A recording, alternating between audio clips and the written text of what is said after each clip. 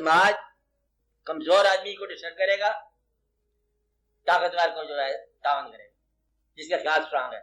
जिस तरह हम है, कमजोर आदमी को खा जाएगा, ताकतवर आदमी खुद हम खा जाएगा। समाज तो बनाता है आपको, किसको बनाता है?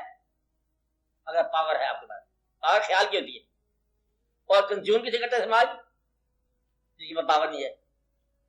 मतलब आपके घर में कोई आदमी आ जाए, ये आपने कमरा में तुम इसमें रहते हो, इस मकान में तुम्हारा मकान है। बाल साहब मैं तो बहुत अच्छे आदमी, ये मकान आपके यहाँ रहते हैं, कैसे मकान गुजरता है? अगर तुम ताकतदार हो, देखो कि ये हमारा मकान। इस तरह जिस तरह हमारे बच्चे हैं, हमारे माँ बाप हमारे माँ बाप है, हमारा मिजाज हमारा मिजाज है, हमारा चेहरा हमारा चेहरा है, इस तरह ये हमारा मकान है। तुम कौन हो कहने वाले? पहले हमने अपनी पसंद कर रही है, हम तुम्हारी पसंद से बेनियाज है। एक बार कहोगे दुनिया में तुम्हें कोई डिस्टर्ब नहीं करेगा।